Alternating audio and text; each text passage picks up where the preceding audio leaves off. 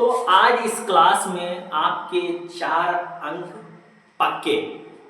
हमने कह दिया कि आपके 4 अंक पक्के, तो आपके 4 अंक पक्के हो गए। क्योंकि मैं ऐसे तो कहता नहीं हूँ, गारंटी तो लेता नहीं हूँ 100% 500% कि आपके इतने नंबर पक्के। और अगर गारंटी ले लिया तो आज आपके 4 नंबर पक्के होकर ही रहेंगे।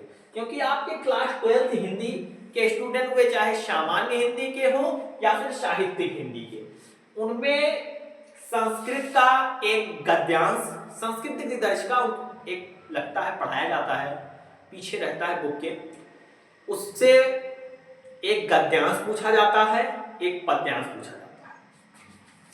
बोले तो गद्यांश जो पूछा जाता है वो 2 + 5 7 मार्क्स का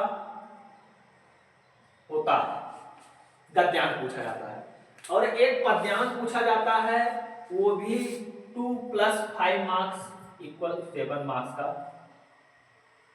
पद्यांश पूछा जाता है, जिसमें 5 नंबर आपको मिलते हैं गद्यांश या पद्यांश के अनुवाद करने पर, उसके अर्थ लिखने पर, और 2 नंबर आपको मिलते हैं संदर्भ लिखने पर।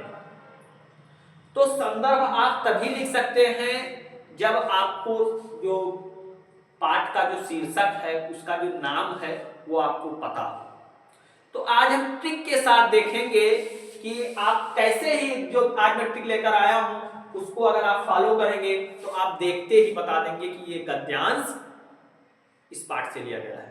जैसे आपको संदर्भ लिखना है तो आप लिखेंगे प्रस्तुत गद्यांश हमारी पाठ्य पुस्तक हिंदी संस्कृत दर्शिका के जातक कथा नामक पाठ से लिया गया है, इसके पाठ से उद्धृत है।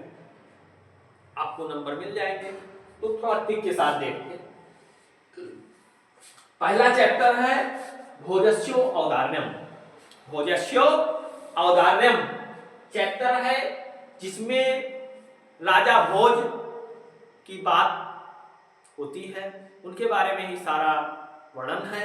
तो अगर आपको किसी भी गद्यांश या पद्यांश में, गद्यांश में अगर आपको राजा भोज के बारे में बात हो, या फिर भोज, बार बार भोज शब्द आए, कवि शब्द आए, लाजान, शिव, शिव शिव 2 बार आए, या शिव शब्द आपको दिखाई पड़े, या फिर दानव वैरिड़ा, दानव वैरिड़ा, विरल विरला, अभूत प्राची, उपर्युक्त शब्द अगर आपको किसी गद्यांश में दिखाई पड़ रहे हैं तो आप समझ जाएंगे कि ये जो संस्कृत दिग्दर्शिका से भोजस्यो औदार्यम नामक पाठ से उद्धृत है। आप लोग इसको देखिए, जो मैं बता रहा हूं, मैं आपको स्क्रीनशॉट करने का फुल मौका दूंगा, बट आप हमारे साथ बने रहिए। आज की ये क्लास है आपके लिए बहुत ही हेल्पफुल होगी। नेक्स्ट चैप्टर है संस्कृत भाषाया महत्तम। संस्कृत भाषाया महत्तम चैप्टर्स आप में है, जिसमें अगर आपको श्लोक में संस्कृत यहां थोड़ा वो है, यहां पर भी लगा लीजिए, संस्कृत शब्द देखिए, संस्कृतस्य या फिर कालिदास भवभूत्या आदयो, भवभूत्यादयो आदि शब्द अगर आपको दिखाई दे तो वो जो चैप्टर है वो संस्कृत भाषा महत्व से उद्धृत है। ये आप लोग नोट कर लीजिए, क्योंकि जब आप 1-1, 2-2 नंबर पक्के करेंगे तभी आप 100 मार्क्स ला सकते हैं, 95+ अचीव कर सकते हैं। नेक्स्ट चैप्टर है आत्मज्ञा योग सर्वज्ञा। सामान्य हिंदी वालों के लिए है, जो साहित्यिक हिंदी वालों के लिए जो विशेष कर उनको पढ़ना है, मैं उसको हाईलाइट करूंगा कि ये साहित्यिक हिंदी वाले ज्यादा इसको पढ़ेंगे, और सामान्य हिंदी वाले जो पढ़ेंगे वो तो है। हाँ, हालांकि ये नहीं है कि साहित्यिक हिंदी वाले ये चैप्टर्स नहीं पढ़ेंगे, पढ़ेंगे सारे, मगर उनको ज्यादा कौन सा चैप्टर पढ़ना है वो मैं हाईलाइट करूंगा। तो नेक्स्ट है आत्मज्ञा एवं सर्वज्ञा। ये आपका तीसरा चैप्टर है, आत्मज्ञा एवं सर्वज्ञा। तो इसमें यदि आपको याज्ञवल्क्य, मैत्रेयी, आत्मनस्तु वे कमाए, आत्मनस्तु वे कमाए। आज अगर शब्द आपको ये बार बार इस उसमें दिखाई पड़ेंगे गद्यांश पद्यांश में, तो आप समझ जाएंगे कि ये जो चैप्टर्स है वो आत्मज्ञा एवं सर्वज्ञा नामक पाठ से उद्गृत है। शीर्षक जो इसका ऋतु वर्णनम है, ये विशेषकर साहित्यिक हिंदी वालों के लिए है। ये साहित्यिक हिंदी वालों को ज्यादा पढ़ना है ये चैप्टर्स, जिसमें वर्षा, हेमंत और बसंत,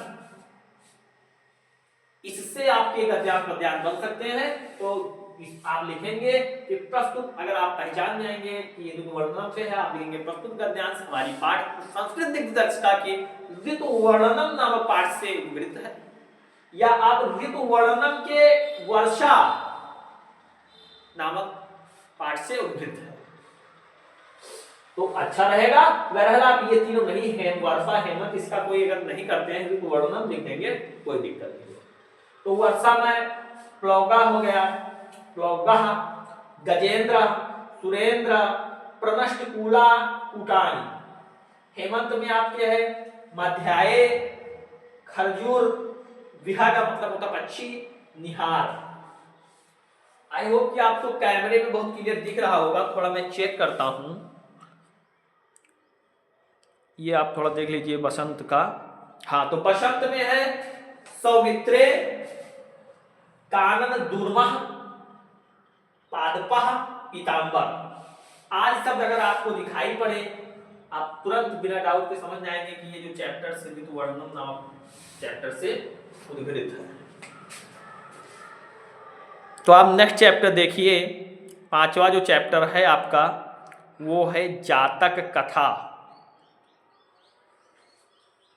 जातक कथा बहुत ही इंपॉर्टेंट चैप्टर्स है सामान्य हिंदी वालों के लिए।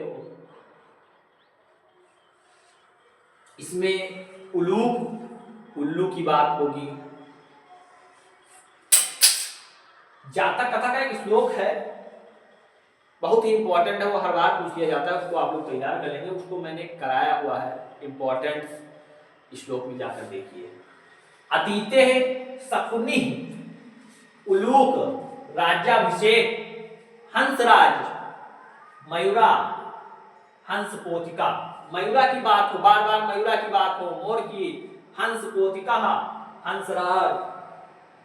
अगर उपरोक्त शब्द अगर आपको गद्यांश पद्यांश में दिखाई पड़ते हैं तो आप तुरंत समझ जाएंगे कि ये हमारे संस्कृत दिग्दर्शिका के जातक कथा नामक पाठ से उद्गृत है। नृपत दिलीपा, ये विशेषकर साहित्यिक हिंदी वालों के लिए है। साहित्यिक हिंदी वालों को इसको ज्यादा पढ़ना है, और सामान्य हिंदी वालों में ये नहीं पूछा जाता है। साहित्यिक हिंदी वालों को इसमें दो दो लाइन के श्लोक रहेंगे विशेषकर, यही इसकी जो पहचान है कि दो दो लाइन के श्लोक विशेष रहेंगे इसमें।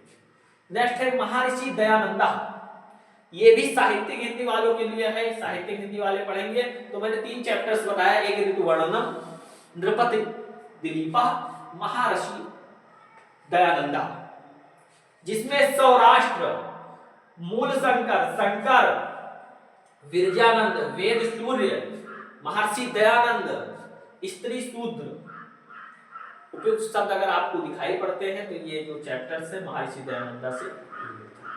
नेक्स्ट है सुभाषित रत्नानी। सुभाषित रत्नानी ये सामान्य हिंदी वालों के लिए वेरी इंपॉर्टेंट है, साहित्यिक हिंदी वालों के लिए भी इंपॉर्टेंट है, आप लोग ध्यान से पढ़िए। भाषा सुमुख्या मधुरा दिव्य गिरवाण भारती। तो ये आप इसको, ये तो है ही श्लोक ही है, आप जान जाएंगे तुरंत। बस अगर आपको श्लोक में भाषा उतो विद्या, जल बिंदु निपातेन, काव्य शास्त्र, विद्या धनम सर्वधनम प्रथम, मैंने आपको पढ़ाया था, वो जाकर देखिए, बहुत ही इंपॉर्टेंट क्लास है। उससे आपके 14 मार्क्स क्लियर होंगे, 7 मार्क्स क्लियर होंगे, जाकर उसको देखिए।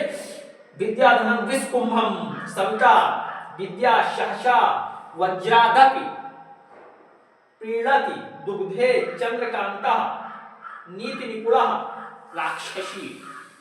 आप लोग इसको नोट करिए, मैं इसको शॉर्ट करने का मौका आपको दूंगा। तो ये जो शब्द अगर आपको सुभाषित दिखे तो आप तुरंत समझ जाएंगे कि ये हमारे संस्कृत के सुभाषित रत्नान नामक चैप्टर से लिया गया है। आप तुरंत इसका संदर्भ लिखेंगे। नेक्स्ट है महामना मालवीय। अगर आपको गद्यांश में मालवीय, राष्ट्रनायक या महामना या जयंते महाभागा शब्द अगर आपको आए, ये चुनिंदा, ये वो चुनिंदा शब्द हैं जो आपको इस चैप्टर में किसी भी गद्यांश अगर आएगा तो ये शब्द उसमें रहेंगे, इससे बाहर ये आपको देखने को मिलेगा उसमें। नेक्स्ट है दूत वाक्यम। इसमें महाभारत का वर्णन है। ये साहित्यिक हिंदी वालों को विशेष करके पढ़ना है, सामान्य हिंदी वालों को ना पढ़े सही है, कोई दिक्कत नहीं है, क्योंकि इससे उसमें नहीं पूछा जाता है। तो महाभारत का की बात होगी जिसमें दुर्योधन, कंचुकीय, वासुदेव, कर्ण, सुयोधन, धृतराष्ट्र, केशव, भीम, इनके सबके बाद अगर शब्द बारे में बात हो, ये सब शब्द आए तो आप तुरंत समझ जाएंगे कि जो ये दूत वाक्यम से लिया गया है ये शीर्षक से उद्धृत है। तो इस वीडियो में मैंने आपको जो ये बताया, इसको आप, अब मैं थोड़ा हट रहा हूं, आप लोग इसको स्क्रीनशॉट करिए पहले।